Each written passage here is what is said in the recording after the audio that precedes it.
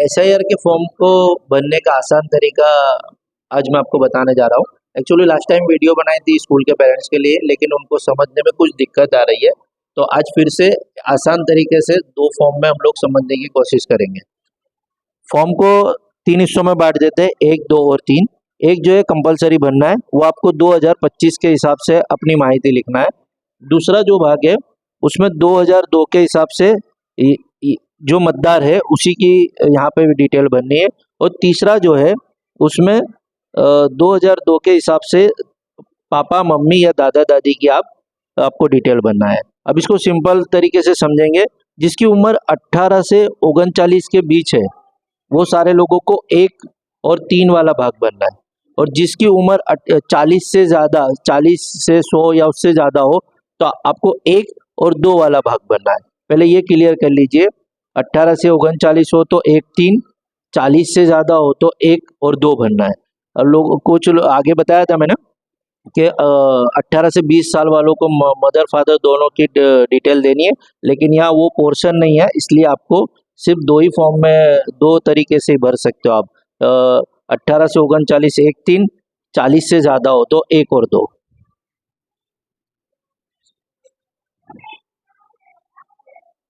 अ, 40 से ज़्यादा उम्र वाले का एक डमी फॉर्म है, वो आपको बता दो। 18 से 39 के बीच में, 40 से जो कम है ऐसा एक फॉर्म हम लोग ले रहे हैं। जिसकी जन्म तारीख 20/10/1990 है, मतलब 35 साल का वो है, मतलब ये दोनों के बीच में आ रहे हैं।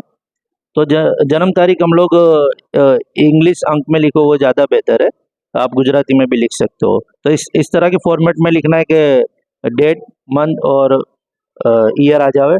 फिर आधार कार्ड लिखना है आपको। तो आधार कार्ड जो है 4 अंकों में आप लिख सकते हो, ताकि सामने एक आपको जिसको डेटा एंट्री वाला है उसको क्लैरिटी लगे। आपको 4 अंक के बाद थोड़ा सा स्पेस दे देना है। फिर आपका मोबाइल नंबर 5 आंकड़े करके बीच में स्पेस दे सकते हो। आपका फादर का नाम पूरा लिखना है, वहाँ उनका अगर एपिक नंबर अभी का जो एपिक है, पुराना नहीं, तो इसमें भी आप स्पेस दे के इस तरह से लिख सकते हो। मदर का नाम है, मदर का एपिक नंबर है। वाइफ का नाम है, ये ऑप्शनल है, अगर है तो लिखना है, नहीं है तो नहीं लिखना है। यहाँ पर जिसमें लिखा है जो उपलब्ध हो, वैकल्पिक अगर वो नहीं डिटेल नहीं है तो चलेगा, लेकिन जिस पर ये नहीं लिखा है वो कंपलसरी देना है। दूसरा, ये जो है बंदा जिसकी उम्र जो है ये 40 से कम है, तो इसको 1 और 3 भाग भरना है। तो पहला भर दिया हमने, और इसके साथ हमको तीसरा भाग भरना पड़ेगा। यहाँ पे इसके खुद की माहिती आ गई। दूसरा जो है, यहाँ पर ये मैंने आपको एक डमी बताया, इनको इनके पेरेंट्स की भरनी है।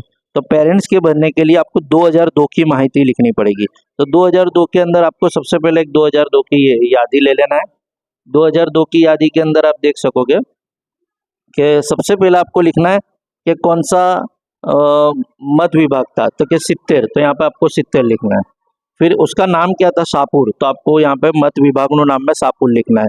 फिर उसका भाग नंबर है, तो यहाँ पर जो भाग नंबर दिया गया 81-101 वो लिखना है। उसके बाद आपको जो मेन ढूंढना है वो अंदर है, उसका ये जो है क्रम नंबर लिखना है, क्रम नंबर लिखना है।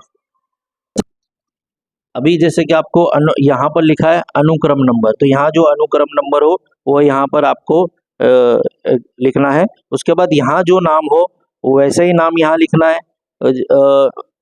ये वाला जो है आपको एपिक नंबर, ये अभी का इनका एपिक नंबर ZCS से चालू नई सीरीज से हो रहा है, लेकिन पुराना जो है GJ से होता था। तो ये GJ वाला जो है ये आपको एपिक नंबर मिल जाएगा यहाँ से ऊपर, लेकिन उसके ऊपर की सीरीज यहाँ से लिखना पड़ेगी आपको।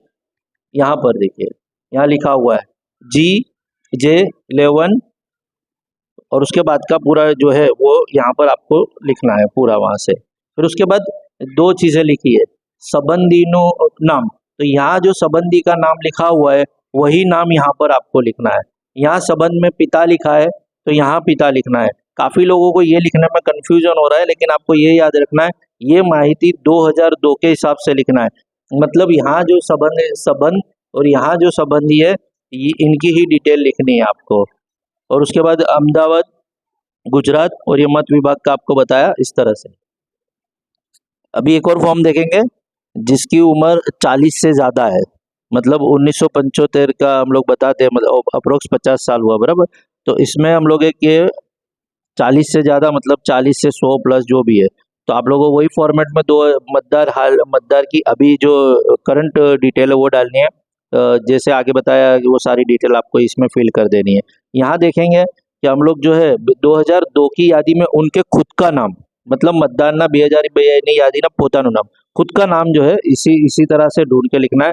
जैसे कि आपको मत विभाग है वो 70 है, उसका शाहपुर है, विभाग है, और उनका नाम जो इस तरह से क्रम नंबर या 219 पर है, वो ये डिटेल खास चौकसाई से लिखनी है, क्योंकि इसी के बेस पे आप यहाँ पर कुछ गड़बड़ हो भी जाती है, लेकिन इसके बेस पे वो लोग सर्च करते हैं और वो डिटेल ऑटोमेटिक फेच हो जाती है।